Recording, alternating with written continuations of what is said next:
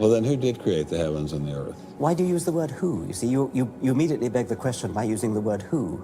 Well, then how did it get created? Well, by a very slow process. Well, how did it start? Nobody knows how it started.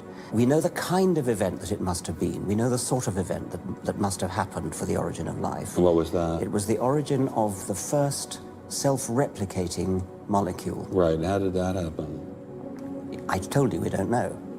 So you have no idea how it started? No, nor has anybody. Nor has anyone else.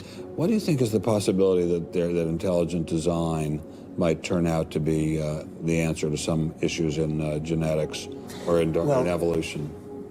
It could come about in the following way. It could be that at some earlier time, somewhere in the universe, a civilization evolved by probably some kind of Darwinian means to a very, very high level of technology and designed a form of life that they seeded onto perhaps this planet. Now, that is a possibility and an intriguing possibility. And I suppose it's possible that you might find evidence for that if you look at the details of biochemistry, molecular biology. You might find a signature of some sort of designer. Wait a second. Richard Dawkins thought intelligent design might be a legitimate pursuit? And that designer could well be a higher intelligence from elsewhere in the universe. Well, but that higher intelligence would itself have had to have come about by some explicable or ultimately explicable process. It couldn't have just jumped into existence spontaneously. That's the point. So Professor Dawkins was not against intelligent design, just certain types of designers, such as God. Dawkins and I had a debate about this in Time magazine, which is still up on the web if you want to go and look at it. And basically went back and forth about a number of the issues. But this was an interesting part because I really challenged him about how it was possible from a scientific perspective to rule out categorically the presence of God. And if you read the interview at the end, he does say, well, he couldn't, on a purely rational basis, exclude the possibility of a supernatural being, but it would be so much grander and more complicated and awesome than anything humans could contemplate that it surely must not be the God we were all talking about. See, it's fantastic how that came to be. If you look at those... In the literal sense of the word, your account of it is fantasy. Exactly. It's fantastic. It is, that's fantastic to see how that was created from, right? Created from, thank you very much.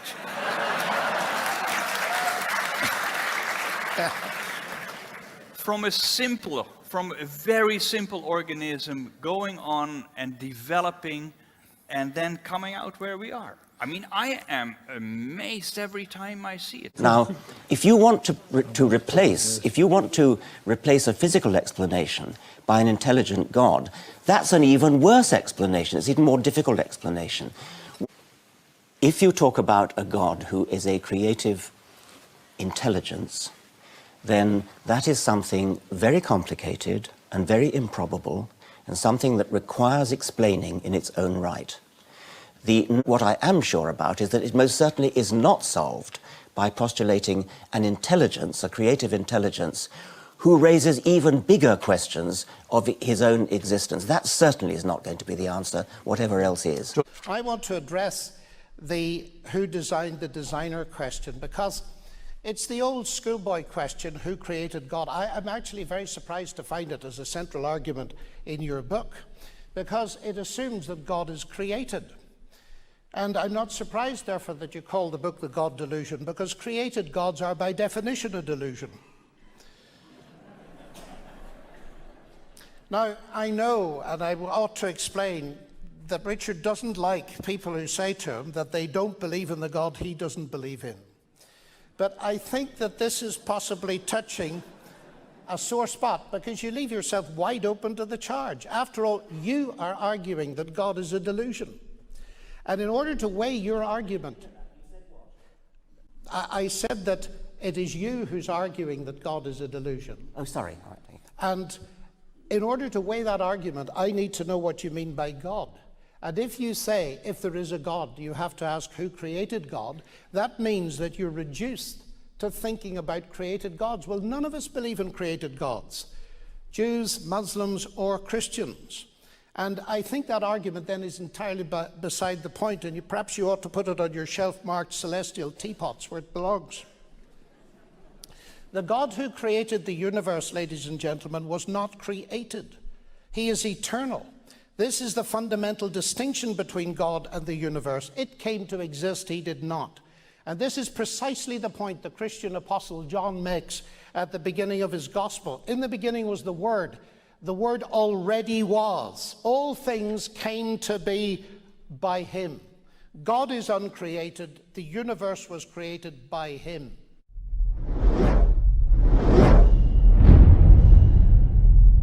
I am delighted to say that during my time in Australia, I shall be having a number of conversations, public conversations, with my colleague Lawrence Krauss, including one in the Sydney Opera House later, I think it's next week.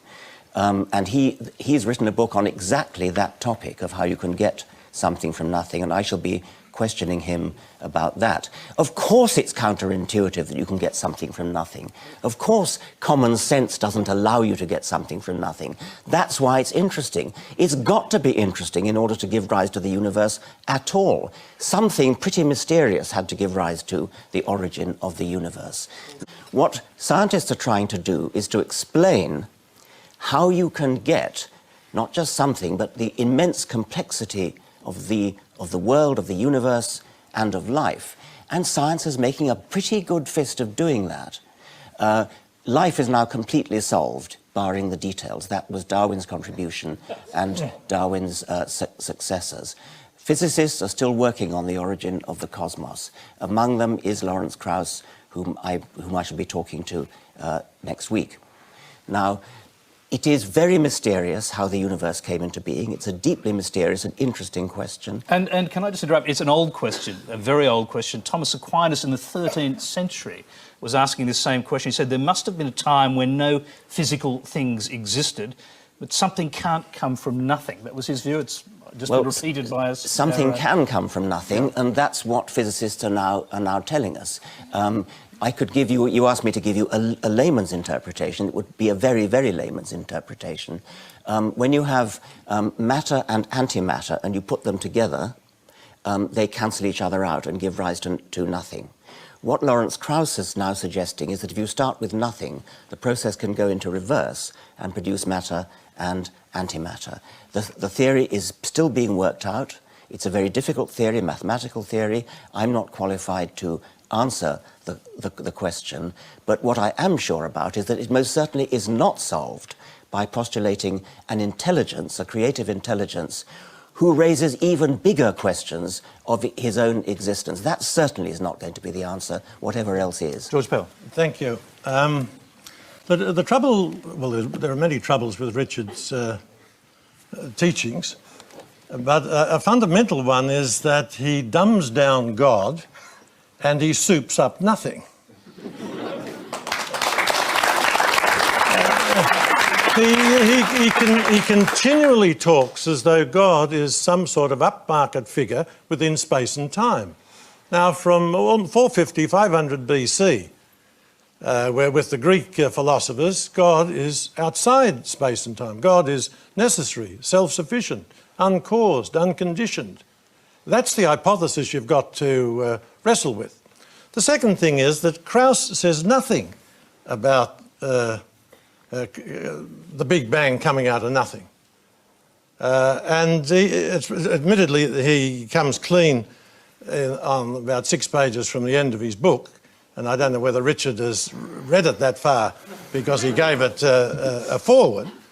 What he says is what Richard is describing as nothing is a sort of a mixture of particles and perhaps a vacuum with electromagnetic forces working on it. That's what Krauss is talking about under the heading of nothing. And there's a very good review of this in the New York Times, not a pro-religious paper at all, where Krauss is absolutely denied and demolished although especially by his supporters claiming that he says things come out of nothing. He doesn't say that. It's a matter, you can quickly respond to that before the you next can question. dispute exactly what's meant by nothing, but whatever it is, it's very, very simple. And why is that funny? Well, I think it's a bit funny to be trying to define nothing.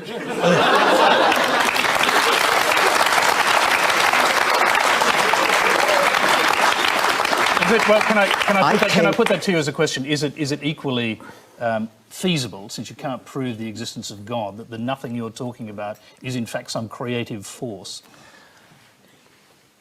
If you talk about a God who is a creative intelligence, then that is something very complicated and very improbable, and something that requires explaining in its own right.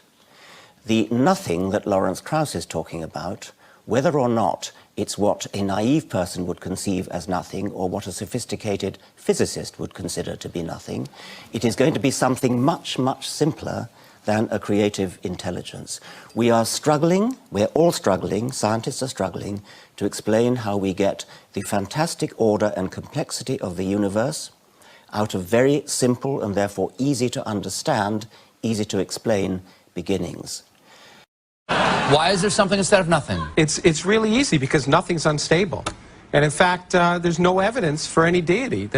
Everything we know about the laws of physics, which are remarkable and have changed everything about the way we think about the universe, what nothing is and what something is. This table here is mostly empty space. This table cost me $500. You tell me I got ripped off? Well, no, wait, let's go back a second, okay? Nothing is unstable. What do you mean that nothing is unstable? Nothingness is nothingness. Well, the physics has changed what we mean by nothing. In fact, nothing is a empty space, is a boiling, bubbling brew of virtual particles popping in and out of existence. Oh, wait, so wait, no, fast, that's not nothing. That's something. Why are those virtual particles there? Because of the laws of quantum mechanics. And they tell us that even though you can try and count and see what's in there in empty space, you'll see nothing. But in fact, one of the biggest mysteries, and the reason I wrote the book, one of the greatest discoveries of the last 50 years is that, in fact, empty space weighs something. Empty space weighs something. In fact, it's the dominant stuff in the universe. Nothing is almost everything. I am never going to lose those last 5 pounds. Never, and in fact, it's worse because, in fact, unlike normal stuff, you may have learned in high school that gravity sucks, but in fact, it doesn't. With empty space, it's repulsive. And that empty space is forcing the universe to expand ever faster, faster and faster. So the nothingness is forcing us apart. It's forcing us apart. Well, we're not going to be forced apart, but the galaxies are. Okay, you say you haven't been rubbing any of that baby shampoo on your head, have you? With the THC in it? Well, no? No You're comment. clean? No comment. You're clean? Leave me a hair sample. We'll check it later. All right. So, okay, you say there are 3 different types of nothing. That's right. What are the 3? I didn't know there was such a variety. A sampler platter of I would have thought nothing. you'd be an expert on it. But on in any nothingness? Case, Yes? In any case, there are 3 different kinds of nothing. First, empty space, which I'd say is probably the nothing of the Bible, an eternal, dark, empty void. Do you mean like a true hard vacuum? That would be, that's nothing that you're talking about? Most people would have thought that would be nothing. That's what I think nothing is. And then I tell you also that, Baltimore. but then if I tell you that that kind of nothing actually is unstable, if you wait long enough, that kind of nothing will always produce particles. But by saying that it will... If you wait long enough, the laws of quantum mechanics tell us that particles will burp out of empty space and eventually fill up a universe. It's really remarkable. To me, that sounds like the empty space may be empty to us, but it is some sort of sheath or membrane between us and some other reality. No, there's nothing. Well, there's absolutely nothing there until there's something. What's the second type of nothing? Okay, well then if you don't buy that, then I can say, well, you might say, well, that's not nothing because there's space. Yeah. Well, it turns out if you apply quantum mechanics to gravity, then in fact space itself becomes dynamical, and universes, spaces themselves and time can pop into existence where there was none before. So in some theoretical end space, before the moment of creation, there can be no time and no space and no energy? And no energy. Zero and then energy. suddenly, from nowhere and from nothing, comes something and somewhere. And all sorts of stuff. And it sounds like the ultimate free lunch. And Yes, it is. it is. It is. And it really, and what's remarkable is it's possible without any supernatural shenanigans. And But to me, listen, stop with that. why? Why is what you're doing, whatever this is, because obviously, because I am not in the priesthood, I can't understand the scrawls on the blackboards you people down at, where are you? Well, that's why I wrote the book, so you could. Where are you? You're Arizona State. Arizona State. Okay, you priests of theoretical physics, you can explain to each other what you mean with your language of math, and I have to take that on faith. No, in fact, you should be skeptical. I am. And in fact, you should, I know. And that's why you should, that's why I tried to provide the arguments in the book. But I will never read it. So, why other people should, you should buy it. Buying it is important. Buying is good. Yeah, okay, but why does what you're saying have to be an attack on my God? it doesn't have to be an attack. But that's all you've done. You've attacked my God No, for I've the just last made 6 him- minutes. No, you have. All I've said is you don't need him. That's an attack. No, Of course we are here to love God, the universe, serve God. as we understand it, we've changed our minds about the universe. We've learned that the universe is more remarkable than anything we ever thought before. And in fact, changing your mind and in fact being wrong is wonderful. You should try it sometime. It's really amazing. It means that the fact that the universe is more remarkable than the fairy tales that were talked about by Bronze Age literate peasants before we knew the Earth orbited the Sun. You're not attacking at all, but go ahead. No, but I mean, we so should you celebrate. say, so We you should believe there's no celebrate. God? I don't even use the word believe. The point is there is no God. There's no need for God. Is to there make the universe- God? Is there God? It's What would you unlikely. say? There's no evidence for God. Okay, There's so no evidence for so God. let me ask something. If there is no God, okay, if there is no thing called God, if he is nothing, can't something come from him? Lawrence Krauss, thank you so much. In my examination of what people believe nothing is, there's Stephen Hawking, there's Lawrence Krauss, and having read all of their books, I discover that the way they get something from nothing, they're not saying you're doing it, Peter, because I need to investigate your book, but is by redefining nothing, which is a very clever cop-out. Lawrence Krauss, at about page 5 of his book, A Universe from Nothing, says this: because something is physical, nothing must be physical, especially if you define it as the absence of something. Well, that's sheer nonsense. Yeah, I think that's nonsense. Oh, that's great. Well, we've got some agreement. Oh, that's very good. Get back to my question. The point's much simpler. How do you have dynamics without time? That's a wonderful question. I wish I had the answer. But the point is, when people talk about, in fact, one of the arguments. Look, I've just come from Australia where I was having this debate with a Christian apologist, and the argument given of cause and effect, that there had to be some purpose because there has to be the cause and there has to be universal, the first mover, all the rest of the stuff. The point is, you're absolutely right. If time comes into existence at the same time as space, then the question of what happened before is not a good question. It's not a scientific question. It's not a scientific question. Well, I'm not sure it's not a scientific question. It's not a question we can answer yet because we don't have an understanding of that theory and how time can exist. I don't think you will agree with me that there's a vast difference between things we don't understand and things that are not understandable. Oh, absolutely. And so it's absolutely true that I can't, as a physicist now, adequately discuss what I mean by universes without time.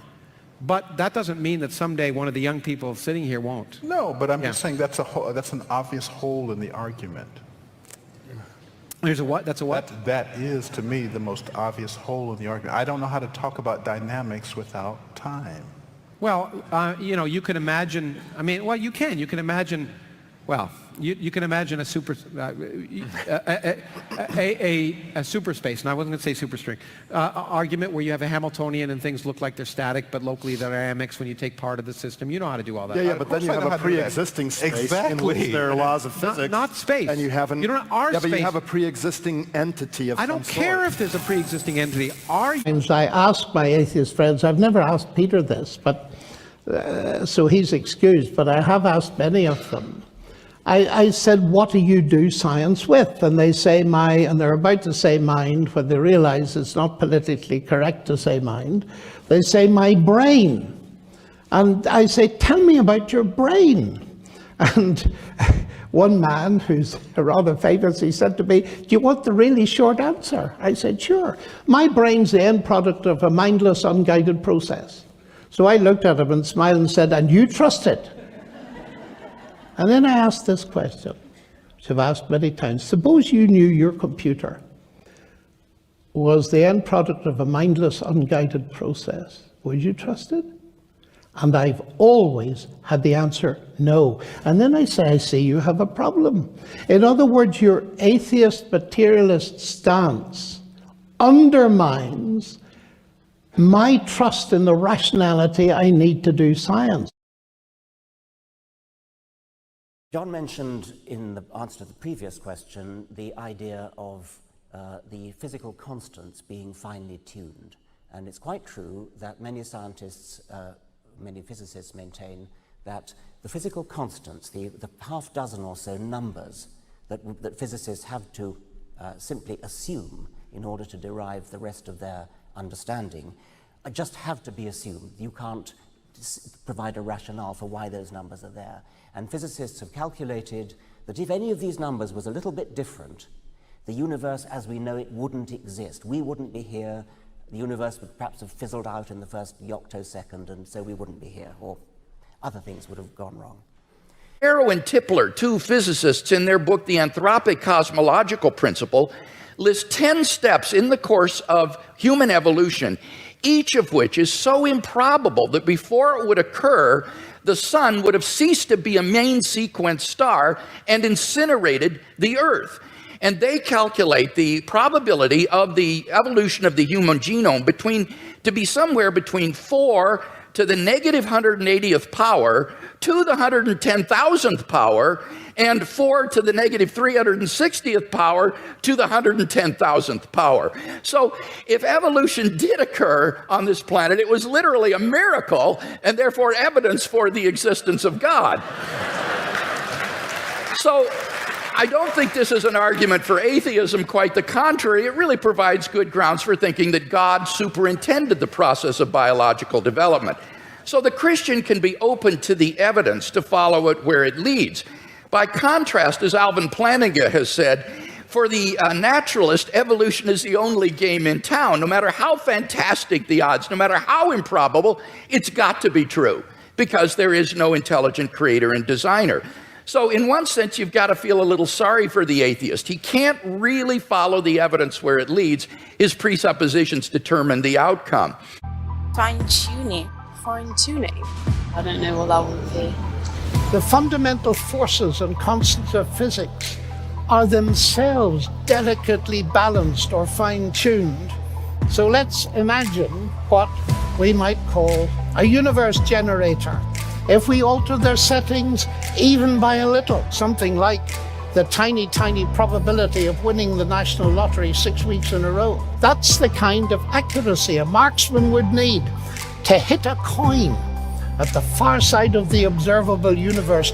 The great majority of scientists of varying worldview persuasions accept that the universe is fine-tuned for life. Take your choice. Blind chance that requires multitudes of universes, or design that requires only one. From galaxies and stars, down to atoms and subatomic particles, the very structure of our universe is determined by these numbers. These are the fundamental constants and quantities of the universe.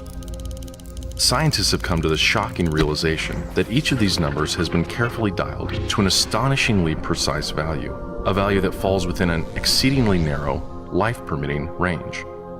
If any one of these numbers were altered by even a hair's breadth, no physical, interactive life of any kind could exist anywhere. There'd be no stars, no life, no planets, no chemistry. Consider gravity, for example. The force of gravity is determined by the gravitational constant. If this constant varied by just 1 in 10 to the 60th parts, none of us would exist. To understand how exceedingly narrow this life-permitting range is, imagine a dial divided into 10 to the 60th increments. To get a handle on how many tiny points on the dial this is, compare it to the number of cells in your body, or the number of seconds that have ticked by since time began. If the gravitational constant had been out of tune by just one of these infinitesimally small increments, the universe would either have expanded and thinned out so rapidly that no stars could form and life couldn't exist, or it would have collapsed back on itself with the same result: no stars, no planets, and no life. Or consider the expansion rate of the universe. This is driven by the cosmological constant. A change in its value by a mere 1 part in 10 to the 120th parts would cause the universe to expand too rapidly or too slowly. In either case, the universe would again be life-prohibiting. Or another example of fine-tuning. If the mass and energy of the early universe were not evenly distributed to an incomprehensible precision of 1 part in 10 to the 10 to the 123rd, the universe would be hostile to life of any kind. The fact is, our universe permits physical, interactive life only because these, and many other numbers, have been independently and exquisitely balanced on a razor's edge. Wherever physicists look, they see examples of fine-tuning. The remarkable fact is that the values of these numbers seem to have been very finely adjusted to make possible the development of life.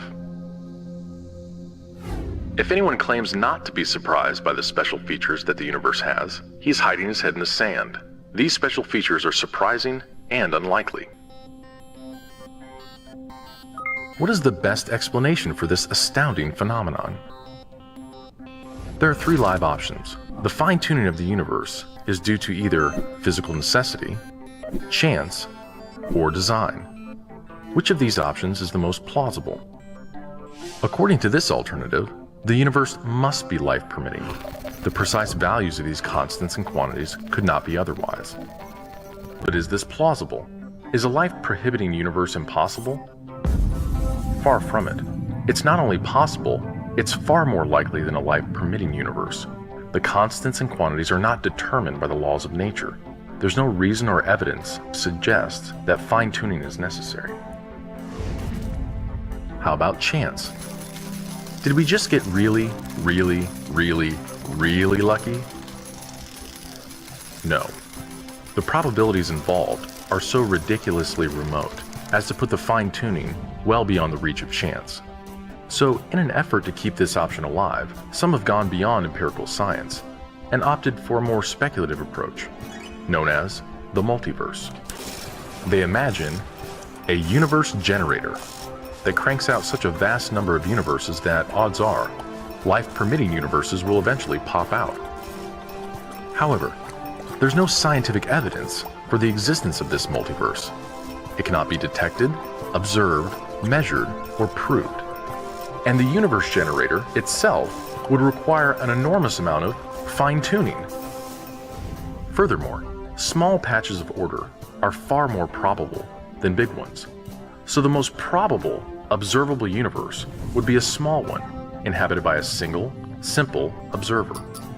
But what we actually observe is the very thing that we should least expect: a vast, spectacularly complex, highly ordered universe, inhabited by billions of other observers.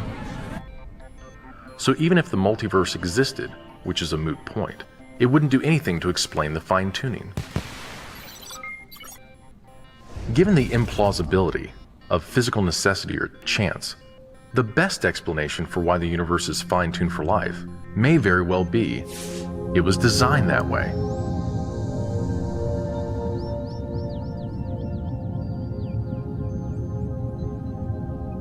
A common-sense interpretation of the facts suggests that a super-intellect monkeyed with physics, and that there are no blind forces worth speaking about in nature. The numbers one calculates from the facts seem to me so overwhelming as to put this conclusion almost beyond question. There is for me powerful evidence that there is something going on behind it all. It seems as though somebody has fine-tuned nature's numbers to make the universe. the impression of design is overwhelming. The heavens declare the glory of God. The skies proclaim the work of his hands. Day after day they pour forth speech. Night after night they reveal knowledge. Number one, the applicability of mathematics. I think this is a huge issue because on Platonism, you have this abstract, atemporal, non-spatial realm of causally effete objects, and the physical world happens to operate according to certain mathematical principles that you've described. And as Mary Lang, who is a philosopher of mathematics at the University of Liverpool, has said, on Platonism, the applicability of mathematics to the physical world is a happy coincidence, which just seems incredible. By contrast, we know that minds can design things.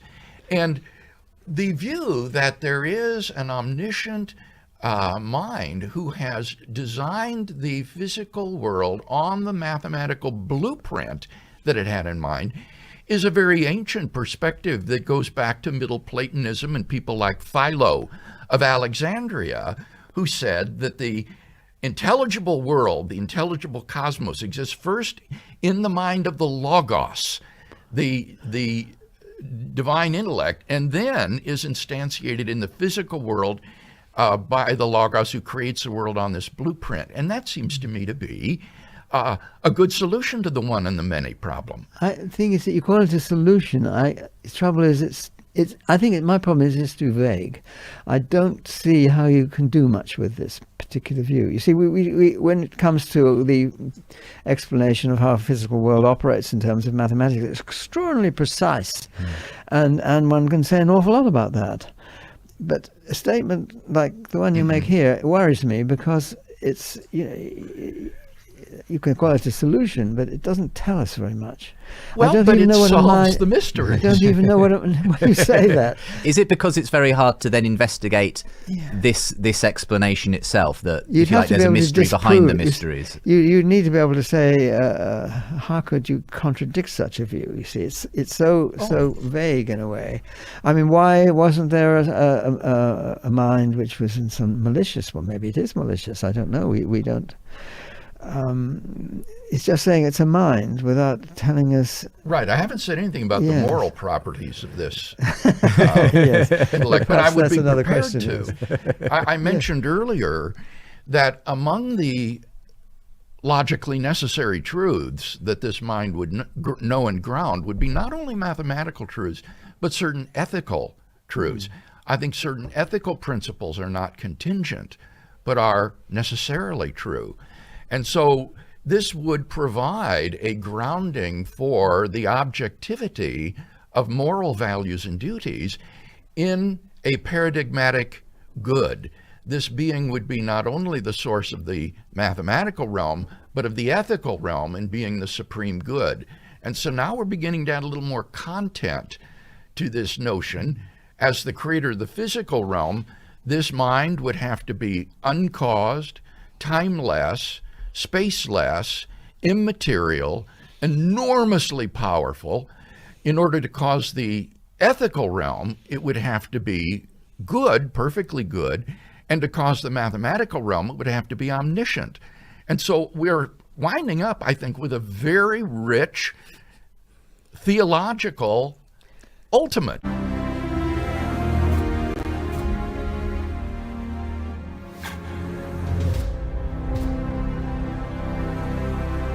Imagine I have a beautiful tree that's filled with oranges. And I ask myself, what is the orange made of? How do I answer that question? Well, I want to look deeply inside the orange, so I magnify it. And I magnify it again, and if I keep on doing it, deep inside, sooner or later, I begin to see molecules come into view. But molecules are not the end of the story, because the molecules, I can enlarge them. And if I make them big enough deep inside, I begin to see atoms. Atoms are not the end of the story too, because we have electrons zooming around the nucleus. Deep inside, mostly empty space in the atom, but deep inside, we see the nucleus. So if I grab that and magnify it, I see that the nucleus is itself made of particles, neutrons and protons. And if I grab one of the neutrons and magnify it, I find yet further particles, little tiny quarks inside. Now that is where the conventional ideas stop. String theory comes along and suggests that inside these particles there is something else. So if I take a little quark and I magnify it, conventional idea says there's nothing inside, but string theory says I'll find a little tiny filament, a little filament of energy, a little string-like filament. And just like the string on a violin, I pluck it and it vibrates, creates a little musical note that I can hear. The little strings in string theory, when they vibrate, they don't produce musical notes, they produce the particles themselves. So a quark is nothing but a string vibrating in one pattern. An electron is nothing but a string vibrating in a different pattern. A neutrino, nothing but a string vibrating in a different pattern still. So if I take all of this back together, I have my ordinary orange, and if these ideas are right, they are speculative, but if they are right, deep inside the orange or any other piece of matter is nothing but a dancing, vibrating cosmic symphony of strings. That's the basic idea of string theory. I mean, is there anything from, you know, is there any kind of evidence in the universe that could make, I mean, if the stars lined up to spell, Peter, please believe in me, it's about time. Would that convince I put you? it down to madness. You put it down, so... To personal madness. Right. Yeah. Well, it sounds like, Peter, that there's no evidence that will persuade you away from atheism. Well, to be honest, I think that's probably the case. If on a sunny afternoon, God shapes the clouds in the sky to read the message, tomorrow at noon, Greenwich Mean Time, I, God, will turn the Eiffel Tower upside down. And the next day that actually happens, I am converted. If he turned the Eiffel Tower upside down, I'd love to read the books by atheists the next day, explaining how it happened. And if tomorrow morning, immediately after breakfast, suddenly there was an earthquake, you know, and a silvery light shone in the sky, and the leaves dropped from the trees, and I dashed outside, and there, towering over us like 100 Everests, was this giant figure with lightning playing around his Michelangeloid face, and he pointed down and saying, "Be assured, Keith M. Parsons, that I do in fact exist, and I'm sick of your logic chopping." Dr. Craig, I would join you in the pew of the church, in the front pew of the church the next Sunday. You know. Be going to the question and answer period. We're going to go to the question and answer period, so we'll be going to the microphone as we wind this down. You don't think that you would have said, boy, I was having a hallucination.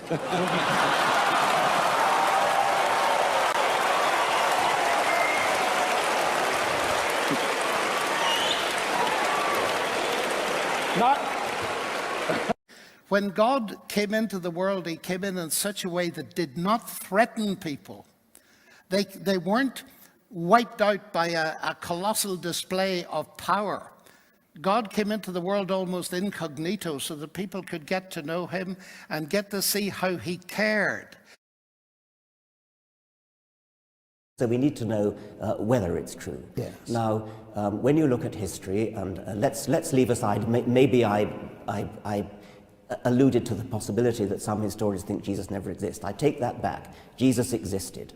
However, if you're going to say that Jesus was born of a virgin, that Jesus walked on water, that he turned water into wine, that is palpably anti-scientific. There is no evidence for that. And if there were, you would be, well, I mean, no, there simply isn't any evidence for that, and no scientist could possibly take the idea seriously. I can make it worse for you. I know you can. Because Jesus actually claimed to be the Logos that created the whole universe. And if this is the Creator incarnate, making water into wine and so on is really a triviality. The more fundamental thing is the fact that he claimed to be and gave evidence that he was God. When you say it's anti-scientific, I don't think it's anti-scientific at all. Science cannot say that miracles do not occur. It can say they're highly improbable. But nobody is claiming that these things occurred by natural processes. They occurred because God fed his power in. Nor did the whole universe, if we look at it, occur in that sense by natural processes. God created it. We study all the natural processes within it.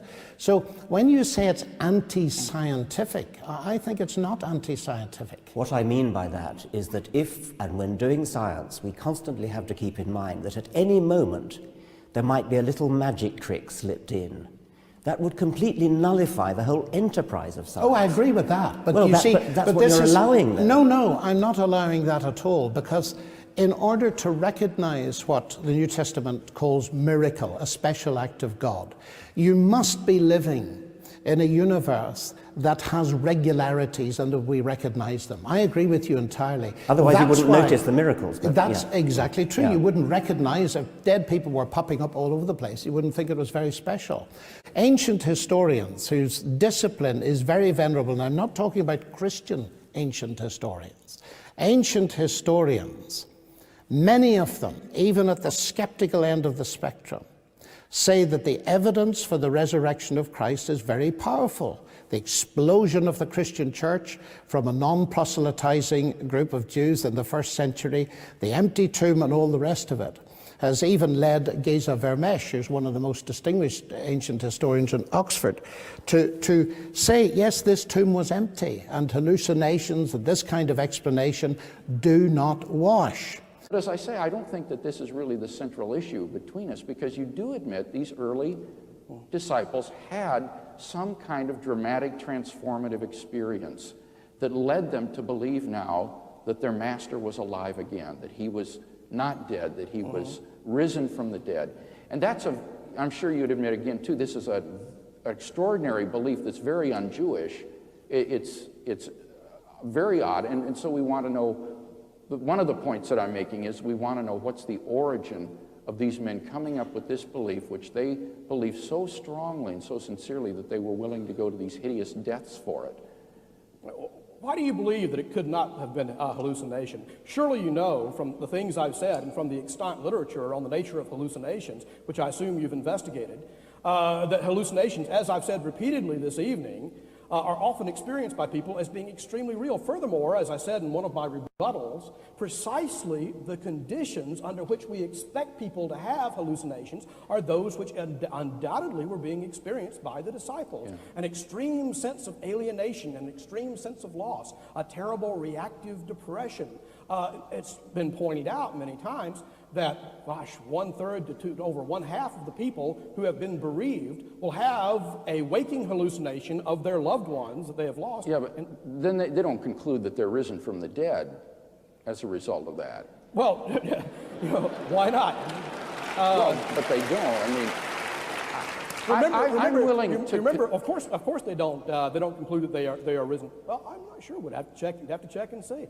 There are many people that do believe that people are risen from the dead. Once again, in the present day and age, there are people that have encountered the risen Elvis, as I say over and over again. Yeah, but don't you not in the Elvis case? And so there are many people. But we have to remember the specific context in which the disciples were existing. Exactly, and that's why it's misleading to use these Elvis sorts of analogies. You need to show the parallels here. But the day and age of the disciples was very much like ours in the sense that there was tremendous apocalyptic or eschatological expectation. Yes, that's right. Okay, some people even believe that John the Baptist was the expected Messiah. This is why the Gospels are at such pains to indicate, the submission of John the Baptist to Jesus. So there was tremendous apocalyptic expectation. Right. The final age was at hand. God would intervene decisively in history to overthrow the Roman overlords. Right. This sort of thing. They were hoping for a political Messiah who would throw off Rome. Expectation, why, once again, would it be beyond the bounds of belief to think that the disciples could have an experience of the end of the world had to occur first before the resurrection of the dead would occur, and it was always a general resurrection. Everybody would come out of the graves, together. And so if they had a hallucination, and let me concede that people who are bereaved and in experiencing mourning and loss might have, say, hallucinations of the dead one. Maybe Mary Magdalene or somebody, say, hallucinated Jesus. Given hallucinations as projections of the mind don't contain anything that's not already in the mind. They are projections of the contents of the mind. So given their Jewish expectations and frame of mind, if they were to hallucinate Jesus, they would see visions of Jesus in glory in Abraham's bosom, where the righteous dead went to depart to be with God. And at most, that would have led to the belief that Jesus had been assumed into heaven. He had been translated into heaven, which is a totally different category in Jewish thinking from resurrection from the dead. So I don't think that even if I concede that they hallucinated, which I'm not ready to concede, but even if they did, I don't think it would lead to this proclamation, he is risen from the dead. We read Bishop Shelby Spong's book, Resurrection, Myth of Reality. I haven't read Spong because, frankly, I mean, you ought to debate him. I'd like to. I'd like to very much. But I think Spong is a popularizer of more credible scholarly work, which I have read and tried to interact with. On the hallucination. Let me pursue a point, if I may, on that. The reason I raised Spong is this. Couldn't there have been a process? Couldn't there have been an initial experience of a hallucination, an extremely real seeming experience in which, several apostles, had a hypnagogic or hypnopompic hallucination, which once again, psychologists tell us is extremely real as I'm seeing you guys right now, they say. And when they had that experience, and then couldn't there have been a period of time in which, as Shelby Spong says, they thought this over. They reflected on this experience of the resurrected Jesus or the resuscitated Jesus, whatever that they had experienced in the hallucination. They reflected on this. They thought about this. They worked it out in the smithy of their souls, as Spong says. And eventually, the best sense they could make of it is that Jesus was risen from the dead, and that the new age, the apocalyptic age, which Jesus did preach, as far as we can tell, going by the earliest Markan accounts, Jesus did have apocalyptic content. The era was rife with apocalyptic content. Why then couldn't they see his resurrection as the first, prefiguring the general resurrection? Once again, Dr. Craig, I simply did not see such a massive conceptual shift here that we couldn't have something like a paradigm shift. Paradigm shifts do occur. Yeah, and it's a cumulative case. I mean, what I'm offering here are three independent pieces of evidence which I think cumulatively have force.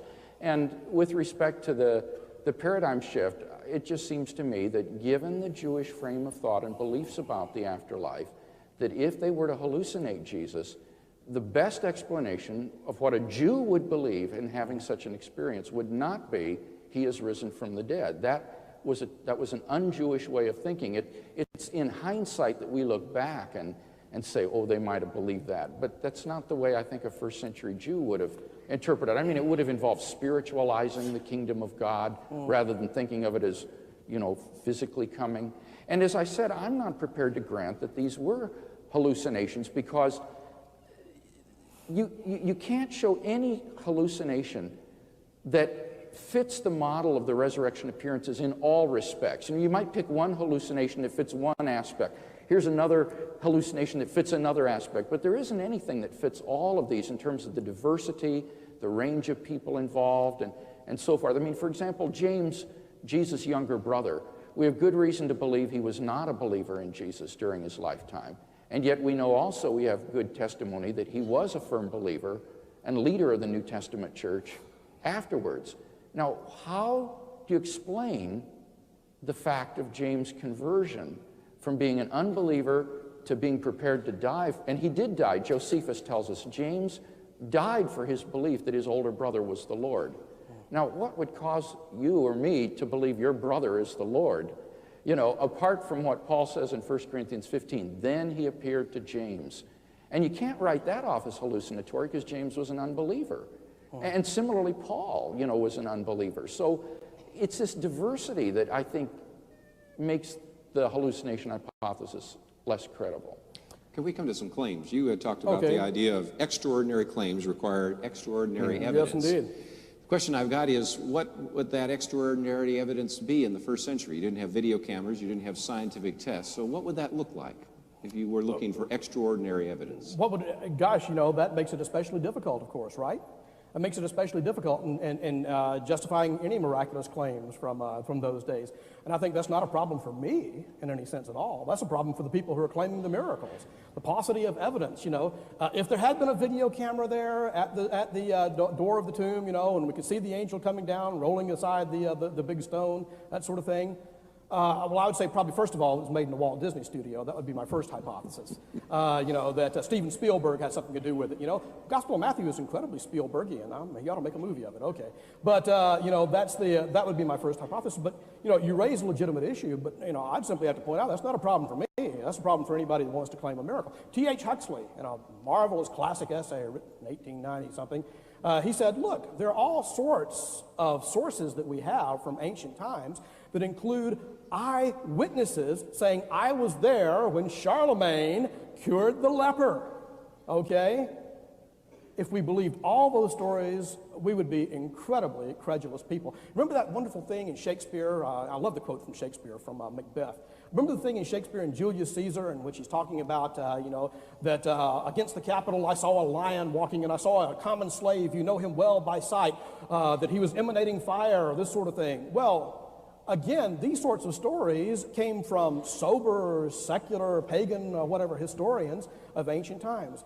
If we believed all of those stories, once again, I've got some Dr. Parsons' patent miracle cure that I would like to save you. I just need to go out and bottle it up, you know, for a few minutes and bring it back into you, and I would like to sell you that. We would be incredibly credulous to believe all this. Well, these cases have to be assessed on a case-by-case basis. You can't dismiss the resurrection narratives on the basis that some other spurious miracle stories have occurred. You have to assess each one on its own merits. And what I fear from your response is that this watchword, extraordinary claims require extraordinary evidence, is really just an excuse for an a priori rejection of the miraculous, because you didn't give any sort of evidence that would satisfy you with respect to one of these extraordinary claims. It made it sound like, to me, you were saying that nothing would convince you, no matter what. No, all sorts of things would convince me. Well, with respect to the resurrection, though, I mean, you even said if there was a video camera, you'd say it was a fake stone that was rolled away. You know, I mean, what sort of... That would be the more reasonable hypothesis under the circumstances. Well, but see, that's what I fear. It is. It's just an a priori rejection of the miraculous here. You're not... There isn't any kind of literary testimony, historical testimony that could convince you. Once again, it's common sense. Let me appeal to court cases, okay? In court, on what basis do we believe certain testimony, okay? Well, we believe testimony often on the basis of how likely or unlikely we think it is that somebody is telling the truth, on the basis of all sorts of surrounding circumstances. Now, in court case, generally speaking, there are no claims to supernatural action. There are no claims to anything occurring which was physically impossible or against the laws of nature, however one wants to phrase it, you know, that sort of thing. Yet we still judge guilt or innocence, send people to the to execution or not, on the basis of what we consider to be likely or unlikely on the given circumstances, that sort of thing. So once again, these extraordinary claims require extraordinary evidence, in no way implies a bias against the supernatural. It's simply an application of a rule which we use in our daily lives. But you're saying that when you say extraordinary, really what you're saying is no amount of evidence would convince me of these extraordinary claims. Sure it would. If tomorrow morning, immediately after breakfast, suddenly there was an earthquake, you know, and a silvery light shone in the sky, and the leaves dropped from the trees, and I dashed outside, and there, towering over us like 100 Everests, was this giant figure with lightning playing around his Michelangeloid face, and he pointed down and saying, "Be assured, Keith M. Parsons, that I do in fact exist, and I'm sick of your logic chopping." Dr. Craig, I would join you in the pew of the church, in the front pew of the church the next Sunday. You know. Be going to the question and answer period. We're going to go to the question and answer period, so we'll be going to the microphone as we wind this down. You don't think that you would have said, boy, I was having a hallucination.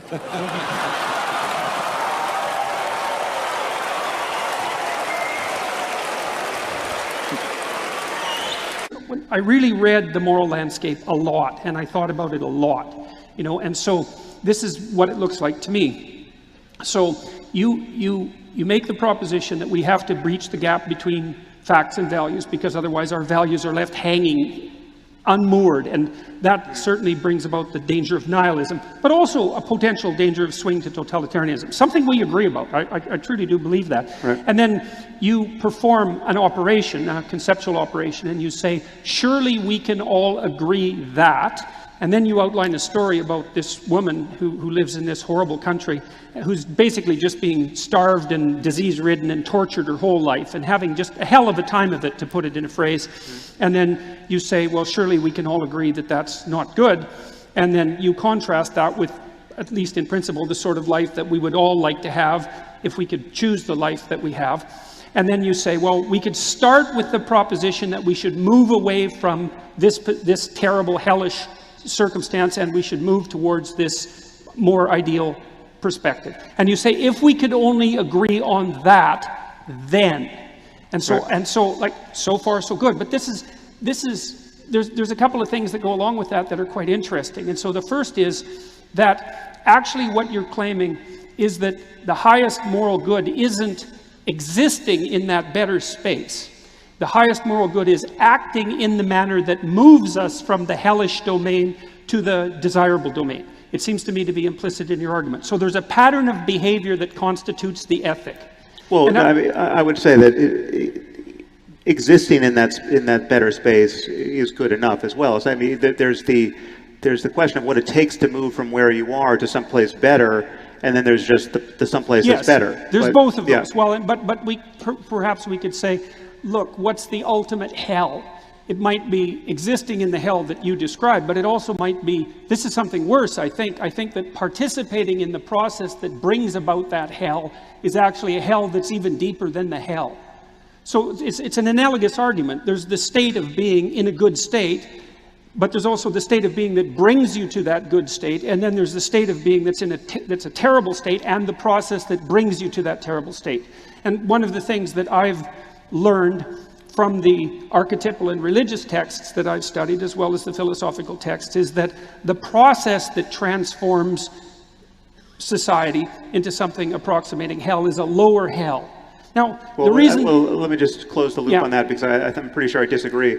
One, you can imagine two counterexamples. One is you can imagine a sadistic being, you might even call him God, who would create a circumstance of hell and populate it with innocent souls, right? Now that's, presumably, that action, it need not be attended by a lot of suffering.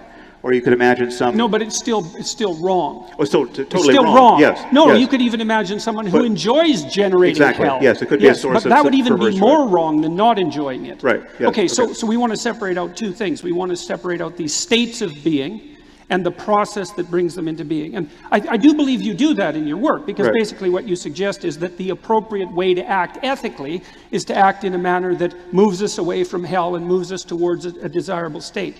Now, the thing is that as far as I'm concerned, there's a couple of things about that. The first thing is that I wouldn't say that that mode of acting is a fact. I would say it's a personality. And that what you're suggesting is that people embody the personality that moves society away from hell towards heaven, for lack of a better term. And the reason I make that argument is because I think that you recapitulate the essential Christian message precisely by doing that, because symbolically speaking, at least as far as I can understand, stripped of its of its metaphysical context, let's say, the purpose of positing the vision of the ideal human being, which, independent of the metaphysical context, it's certainly what the symbol of Christ represents, is the mode of being that moves us most effectively from something approximating hell to something approximating heaven. And then part of that message is, and this is also something that's dead along the lines of what you're arguing, is that the best way to embody that is actually to live in truth. I mean, so because I would say that the fundamental Christian ethic, metaphysics accepted once again, is to act in love, which is to assume that being is acceptable and can be perfected, and to pursue that with truth, and that you should embody that. And then I would say that the purpose of the representation, we could call them metafictions or archetypal representations, is to show that in embodied format so that it can be imitated, rather than to transform it into something that's diluted in some sense to an abstract rationality. Because I don't think the abstract rationality in itself has enough flesh on it, so to speak, which is partly why in the Christian ethic there's an emphasis that the word, which is something roughly akin to rationality, has to be made flesh. It has to be enacted. But is the flesh made of dogmatism and superstition and otherworldliness? Is that part of what gives it its shape and necessity? I think traditionally, historically, it has been, and that's been the problem with religion. If you denude it of everything that is unjustifiable in the light of 21st century science and rationality, I think what you have to get down to is something quite a bit more universal and less provincial than any specific religion, much less Christianity per se. Well, it's interesting too, though, that one of the points that you do make is that you do appeal to or assume the existence of a transcendental internal ethic, something like that, which I would say, by the way, just since we're going down this direction, seems to me to be something very akin to the idea of the Holy Spirit, which is something like the internal representation of a transcendent universal ethic. Now remember, I'm trying to strip these concepts of their metaphysical substrate. I'm not making a case at the moment for the existence of the great man in the sky. We can get to that later. I'm saying that what seems to be the case is that we have underneath our cognitive architecture and our social architecture a layer of symbolic and dramatic and narrative representation that instantiates the same concepts, but in a multi-dimensional context. One of the things we talked about in Vancouver, for example, is that the religious enterprise doesn't only emphasize rationality. It brings music into the play, and it brings art into the play, and it brings drama, and it brings literature, and it brings architecture, and it brings the organizing of cities around a central space. Like it's pushing itself. It's manifesting itself across multiple dimensions of human existence simultaneously. And to me, that gives it a richness that cannot be diluted without loss, and also a motive power that a pure appeal to rationality I don't think can manage. And this is, one of the things, this is maybe a good place for Douglas to leap in. One of the things that Douglas, who's claimed upon multiple occasions to be an atheist, and I don't know how he's feeling about that at the present time, but it doesn't matter. One of the things Douglas has pointed out was that there are things that we've done in free countries, let's say broadly speaking in the West, that are worth protecting, and that in order to protect them in the longest sense, it's conceivable that we need a cognitive structure, something like that can act as a bulwark against those forces that would seek to undermine and destroy it. And Douglas has been driven, I would say, to some degree, to hypothesize that for Christianity, for all its faults, or we could say Judeo-Christianity to broaden it, for all its faults, might provide something approximating that bulwark if we could only figure out how to utilize it properly. So, yes.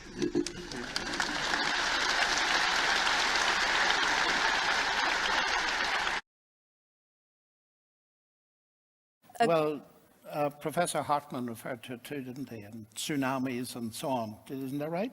Earthquake. Yes, yes. Well, ladies and gentlemen, this is the hard question for me. It's a hard question for everybody. I believe in God, as you heard. I come from a nation, Northern Ireland, which is reputed for religious violence. I still believe in God. I live in a world which is full of suffering. I don't know how many 100,000 infants have died needlessly since we started our evening. And I can sympathize greatly with many of my colleagues who become atheists because of that. I have many friends who lost all their family in the Holocaust. I've stood and wept in Auschwitz many times. And this is a problem I face all the time, and it's the number one problem, and it's the most difficult problem. So give me a couple of moments just to say, we need a whole evening on this. But let me say one or two things. Firstly, I say that atheism claims to solve the problem by saying that's just how life is.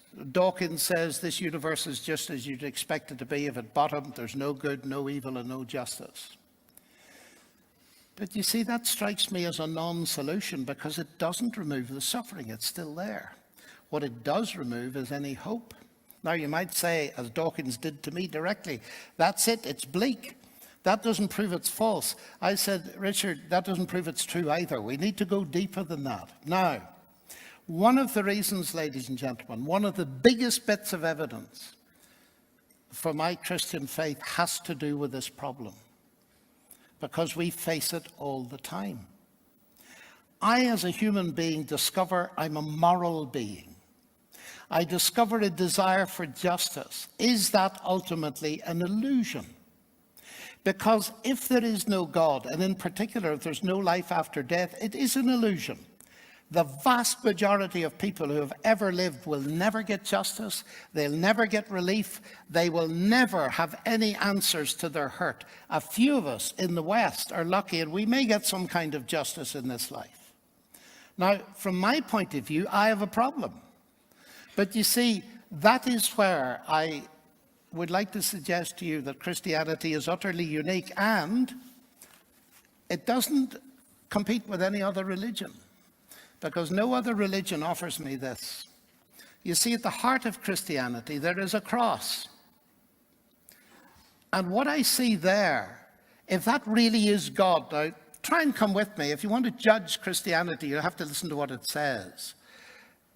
If that really is God, what does that tell me? At the very least, it tells me this, that God has not remained distant from human suffering, but has himself become part of it.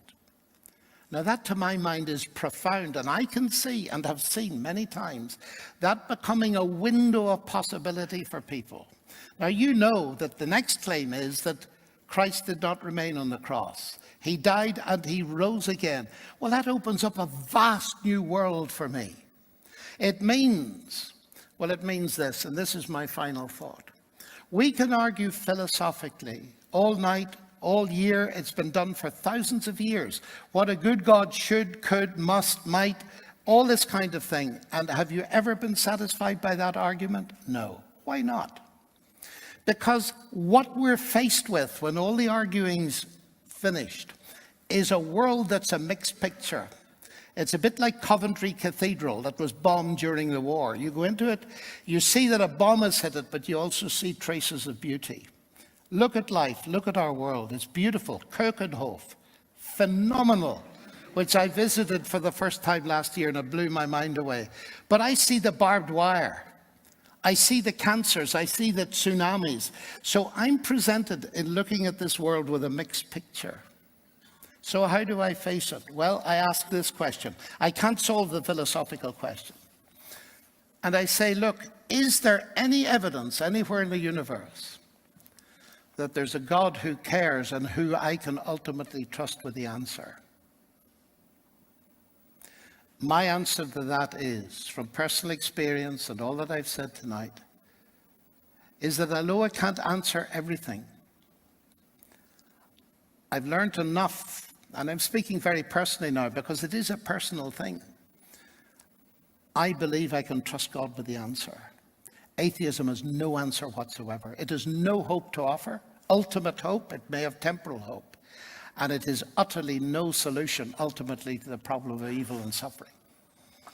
Thank you for this I think, final comment from you. But yeah, of course, sure. Yeah, applause. Thank you.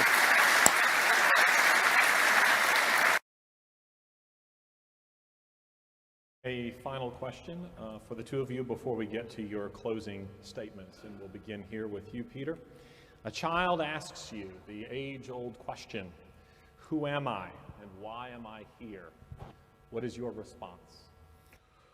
Well, if the child asks, who am I think I can answer that question quite well. I can say, you are an animal of the primate, or a mammal, you're a primate, and you're of the species Homo sapien. And I can say we know a lot about beings like you and how they come into existence, what's their nature. There's still a lot more that we can find out and hopefully will find out in generations to come, but we know a good deal about who you are. But the question, why am I here, or why am I here, is at least potentially a mistaken question if it seeks a purpose for your being here. If it seeks an explanation, then of course the explanation is essentially Darwin's theory of evolution. And let me just say, because I remember I wanted to respond to something John said but didn't, that is that I think we can assume that somehow in the primeval soup we got collections of molecules that became self-replicating. And I don't think we need any miraculous or mysterious views about how life gets going. But from that point, we have evolution which leads us to be here. But if we think, is there a purpose to my existence? The purpose is only the purposes that we give ourselves. We are purposive beings, so we can say, I want my purpose to be whatever whatever we decide it might be. But is there some ultimate reason, why am I here? No, there just isn't, and it's a mistake to ask that question. Well, not surprisingly, I don't think it's a mistake to ask that question. You've got immense faith of the wrong kind, Peter, in the primeval soup, but that's another matter. If I'm asked that question, of course, we can describe various things about a child and its relationship to the world, but I think one of the most thrilling things is this, that that child is of infinite value because it bears the image of its creator. And I think one of the most, well, for me, one of the most moving things that's stated in the whole of the Bible comes near the end of it in the book of Revelation, where there is a scene in heaven in which I believe, where God is being praised as creator. And one of the elements in that praise is this, that the whole of heaven, so to speak, is praising God and saying about human beings, because of your will they were and were created. Now that's rather ancient English, so let me put it into contemporary English. One of the things that makes my life meaningful, and the child who asked the question, is that I do believe, ladies and gentlemen, that I exist because God wanted me to be. And it's that fills my life with meaning that I cannot begin to describe. To have a relationship with the Creator that invented the atom, that invented all the colors, and no scientist can think of a new one really, that thought of the human brain. That is an exciting and a thrilling thing. And to think that I, with all my imperfections, inadequacies, and failures, that God could want me to be, that is the thing that gives me a tremendous value. And I would want to explain that, amongst other things, to any child, and indeed any person in the world.